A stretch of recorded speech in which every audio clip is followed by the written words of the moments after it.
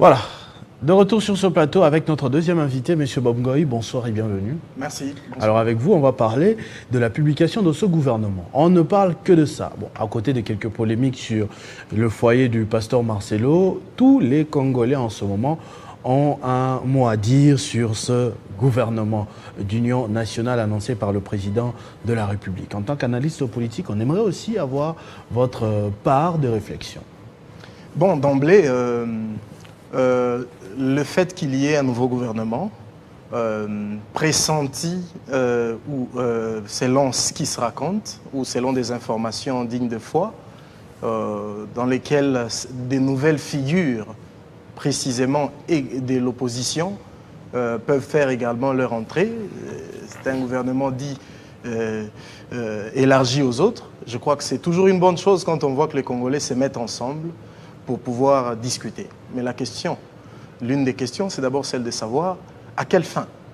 Est-ce que l'objectif, c'est de passer d'un gouvernement à un autre, ou l'objectif, c'est d'avoir des gouvernements qui produisent des résultats? Parce que la population n'a que faire de savoir si X et Y se trouvent à tel poste de responsabilité. Le plus important pour cette population qui continue à peiner dans une souffrance sans précédent, c'est d'abord de voir que les choses évoluent. Alors, qui reste et qui part? Avant d'arriver à cette question, il faudrait d'abord préciser que, peu importe, à mon avis, celui qu'on pourra prendre à la place de Premier ministre ou dans les différents ministères, tant que le pays ne subit pas des réformes profondes, nous aurons toujours des problèmes. Des problèmes pourquoi? Parce que le mal est profond.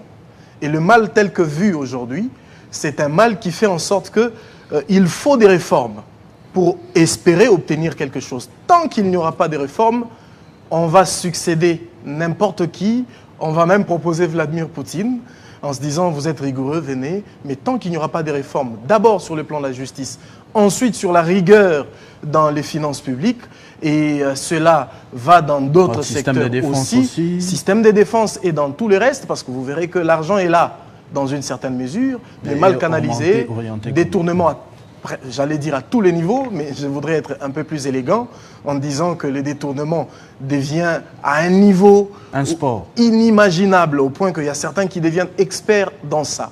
Même ceux qui étaient donneurs de leçons de foi, aujourd'hui se retrouvent à l'intérieur et tombent dans les mêmes choses. Donc tant que toutes ces questions-là ne seront pas vidées, ce ne sera pas une question d'homme, mais ça restera une question des systèmes qui vient pour pouvoir résoudre le problème.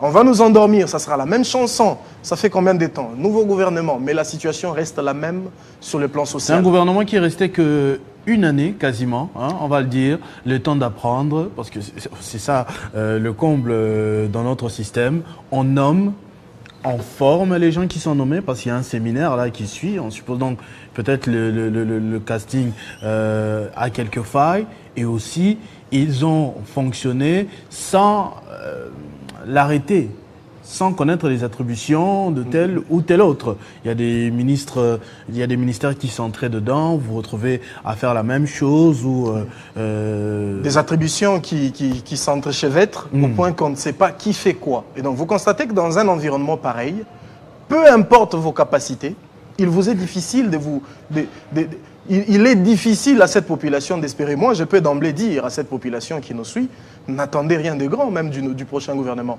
Ça sera la même chanson, il y aura un autre gouvernement dont un slogan, c'était Warriors, c'était ceci, c'était cela, et nous voici avec des nouveaux espoirs. Mais ça coûte énormément d'argent de faire entrer, de faire sortir une équipe, hein. Tout ça pourquoi? On se pose beaucoup plus de questions.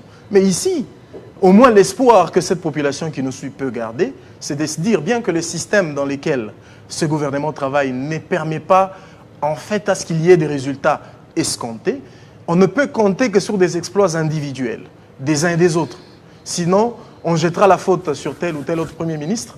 Ce n'est pas ça vraiment le problème. Donc chacun doit se distinguer dans son ministère. C'est par exemple le gouvernement qui sortant, si je peux déjà l'appeler comme ça, il y a eu quand même des gens, au-delà du fait qu'évoluant dans un système bizarre, dans un système qui doit être réformé, qui se sont quand même démarqués. Donc c'est plus sur des exploits individuels.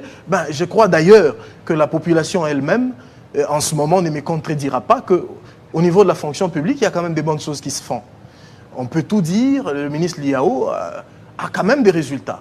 Au-delà du ministre Liao, nous voyons, c'est là d'ailleurs que j'ai été un peu plus impressionné, au niveau de la formation professionnelle avec Marc Ekila.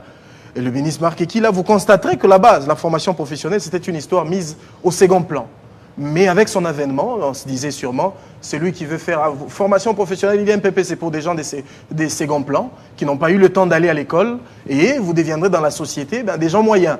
Mais il y a eu quand même des initiatives concrètes qui ont été menées dans ces secteurs, ateliers à gauche, ateliers à droite, telles assises, la foire de la formation professionnelle, et bien d'autres assises qui ont été quand même vues dans ces secteurs-là. Ce qui démontre que là-bas, ça va quand même. Il n'y a pas que ça.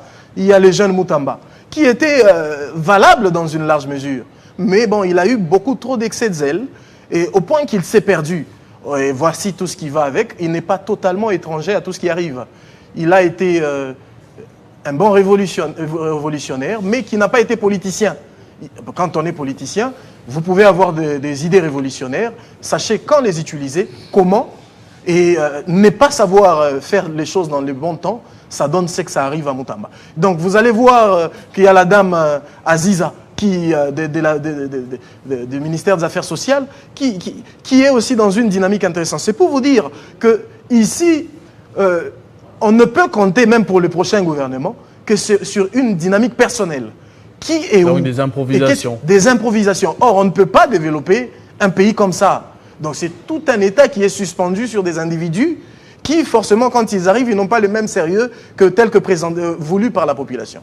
Mais au-delà de ça, il y a une autre question qui mérite d'être soulevée là-dessus. Et cette question, c'est, on parle des opposants qui peuvent faire leur entrée. Mais à quel prix?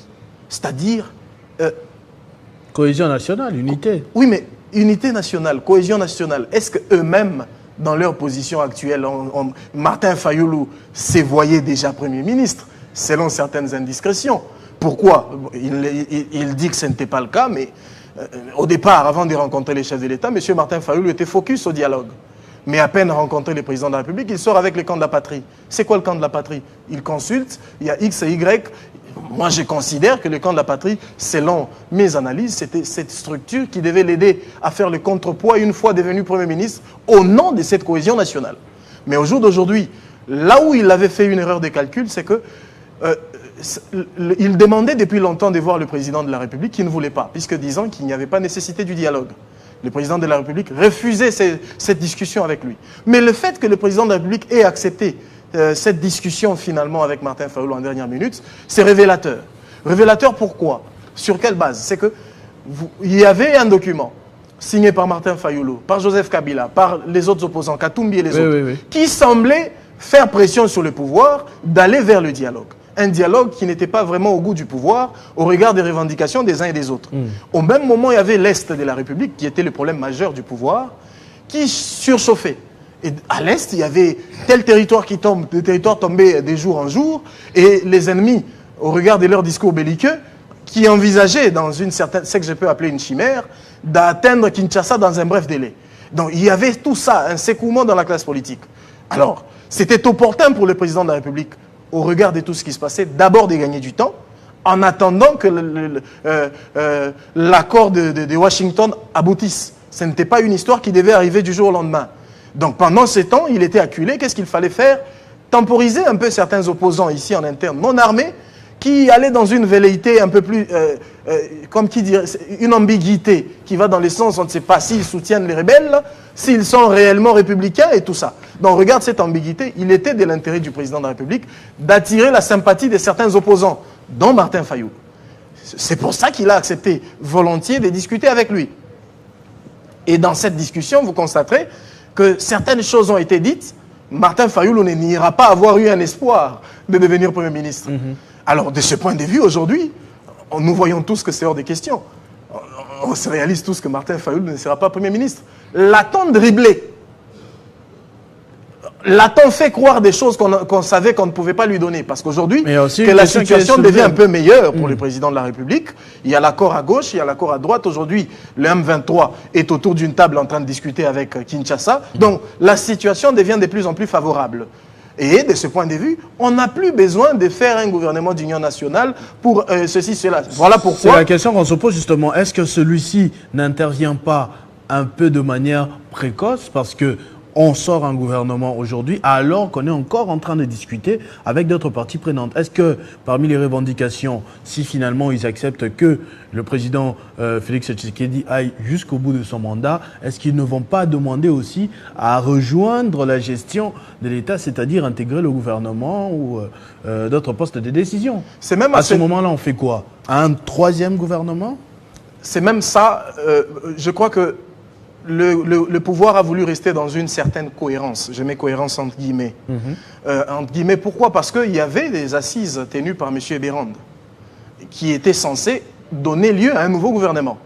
Assises auxquelles l'opposition avait boycotté. Alors, de ces assises ne pourrait pas... Hein, parce qu'il y avait quand même, je crois, Adolphe Mouzito qui était parti. Les vrais opposants que nous connaissons n'avaient pas pris part à ces assises. Et donc, les vrais opposants, nous les connaissons. Pas besoin de les chercher. Bon, alors, attention, même Martin Fayulu, aujourd'hui, c'est devenu un faux opposant aussi parce qu'il a rencontré Félix Tshisekedi. Il a commis quelques erreurs, mais je crois qu'il est en train de se ressaisir. Vous constaterez qu'il avait disparu dans les médias, mais il commence à revenir, même ses communicateurs reviennent avec force, il commence à critiquer. L'accord de Washington, il n'a pas su le critiquer parce qu'il était dans cette chimère-là. Moi, j'appelle ça un calmant que le président de la République l'avait donné, de manière à tempérer un peu ses Vous confirmez qu'il s'est fait rouler, il s'est fait prendre. Moi, je crois au regard des éléments en présence. Il a été le dindon de la farce. C'est lui par qui il fallait marcher pour temporiser la classe politique. Et que, de ce point de vue, je disais donc tout à l'heure, que ce gouvernement va dans la logique des assises tenues par M. Ebérand. Et qu'il fallait toutefois qu'il y ait un gouvernement qui devait en ressortir, pour que ça n'ait pas été des assises pour rien. Mais maintenant, il faut s'attendre à un dialogue. Mais maintenant, ces dialogues, à quel moment? Pour l'instant, le pouvoir n'a pas intérêt à dialoguer, puisque la situation s'est améliorée. Aujourd'hui, ce dialogue, c'est pour ça que vous constatez que moi, je suis un peu contre cette discussion avec le M23 en aparté.